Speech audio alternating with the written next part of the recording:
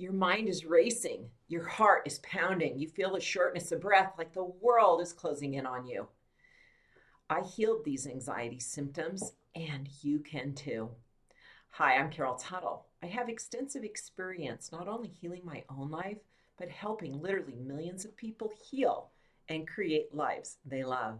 I'm a teacher, a healer, and the best-selling author of 6 books. Most recently, Mastering Affluence: 6 Lessons to Create a Life You Love. These 4 symptoms are very common when you're experiencing anxiety. Now, this is a level above stress. Anxiety is very much apparent when you feel these physical symptoms. The first one that I noticed I started having was incessant overthinking. My brain wouldn't stop. It's just obsessive about single topics. It just went over it and over it and over it. And no matter what I tried to do, I could distract myself for a little bit, but it'd go right back to it, and the worry and the stress I'd feel from that. The second symptom that I'm very familiar with is that heart rate increasing, that panic, that whoa, that tension in your body, and the nervousness that accompanies that. And third, a shortness of breath when it really is coming on strong, where you just want to literally drop to your knees and just kind of go in because you feel this everything closing in on you, which is the fourth common symptom of a sense of being the world closing in, claustrophobia. Just this, I remember dropping to my knees and just curling up and just saying, I can't deal with it. I don't even know how to move forward. And it was in response to something that normally I could handle, that I could work through, that I would have stayed reasonably centered and grounded in to be able to work out. And this felt insurmountable to me. And having had several bouts of that, I recognized I needed to step in and shift this, that I needed to train my mind and my body to respond differently, that this could become a habit. A trigger could present itself physiologically. My biochemistry could start responding as though this were the norm. And I had to take hold of my thinking process and my biochemical reaction and train myself to respond differently. There's 4 things that I did that really, really helped shift this. Number 1 may seem a little out of the norm and maybe something you've never thought or considered doing, and that was to stop watching and listening to daily news, reading daily news. It's filled with trauma. It's filled with upset. It's filled with what's wrong with the world. And what I discovered was this was feeding my response system to be in trauma, like PTSD, post-traumatic stress disorder, that I was putting myself in a world that was very traumatic, and it was training my system to be on edge, be alert, be aware. The world's not safe, it's falling apart, and I need to be alerted to that. And I was just, that practice of consuming that kind of upsetting news on a consistent basis, our system will respond with trauma. I had to pull away and stop watching violent movies. I had to really take care of my own body, my biological response mechanism to say, this is stimulating me. I need to detox myself from daily news, input, and violence. I went on a violence fast where I knew it was just causing me to overreact in other scenarios. And it really helped because I wanted to really embrace the fact in my micro world, my micro reality, I have a very safe and predictable world I live in. The macro world shows us something different. So take a break from all of that. And now I can consume that.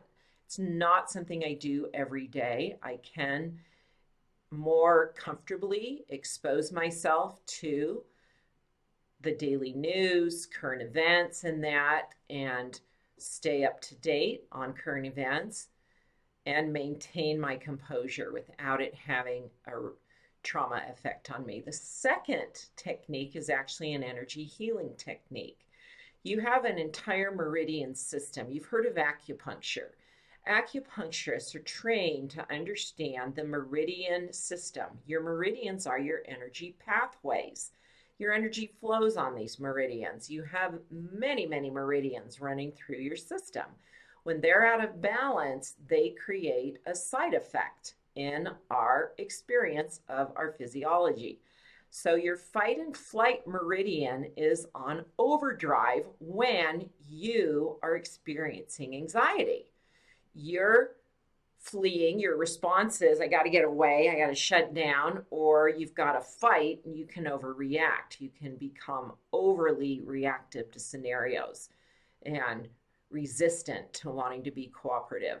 And so your fight and flight meridian actually runs from your ring finger up the side of your arm, up and over your shoulder, go underneath your earlobe, up and around the ear to the temple. That's the healthy pathway when it's running smoothly. Well, too much energy is running on that, and it runs on both right and left sides. So to calm your fight and flight in that moment when you start to feel the anxiety coming on, and you want to calm that thinking mind, get your breath back, and you want to open the space, flush your fight and flight meridian 3 times. It's very simple. You're going to run it backwards, just using your fingertips. Run up and around the ear, down the earlobe, up and over the shoulder, all the way off the ring finger. You're going to do that 3 times each side. Do it after the video ends. I'm going to do my other side just for balance. And swipe it off. You're swiping off the energy. Take a deep breath. And relax into your body. You can also reset the meridian by then running 1 time up in the correct movement. So 3 to flush it, 1 to balance it, both sides. You can even use this technique when you're in a setting around other people and it may not feel comfortable to actually do the practice physically on your body. You can imagine doing it in your mind as if you were doing it physically, and your energy will respond as if you were actually doing it right on the body. That is the power of your thoughts. The third technique is you have another very powerful meridian that's called your central meridian. It's sort of the mother of the meridian system. When it's healthy, the other meridians run more balanced and healthy. It runs from your pubic bone all the way up to your bottom lip. And when it's weak, your energy is weak. You're vulnerable. You're vulnerable to outside energies. You're vulnerable to other people's stress and anxiety. You're vulnerable in taking on other people's energy. You know, you're like the little magnet when you walk through the grocery store, and you not only leave with your groceries, you leave with everybody's stuff, their unresolved energy. And you really don't want to be the energy collector. And that could be ramping up your anxiety, is because you're just energetically, your system's weak. So what do you do to strengthen it? This is called the zip up. I learned this from Donna Eden, who's a great energy medicine teacher that's very well known. And you just pretend you have a zipper running from the pubic bone all the way up the center of the torso, and you run it up 5-6 times all the way up. And that strengthens the central meridian, which strengthens the entire meridian system. A fourth technique is to help you get back in your body. When you're running anxiety, you're pulled out. You're not centered. You're not composed. You're feeling that. You're feeling scattered. You're feeling pulled. And you're feeling off. So to get yourself back on in a centered way, go outside and just walk back and forth in a patch of lawn. Now, if you don't have a patch of lawn readily available, even getting outdoors, breathing in the fresh air, getting in some sunlight with the intent, the thought while you're doing it, I am centered and grounded. And repeat 3 times, I am safe, I am safe, I am safe. If you're not able to even get outside, you can even just walk in, and you could go into a public restroom and just march in place in the stall.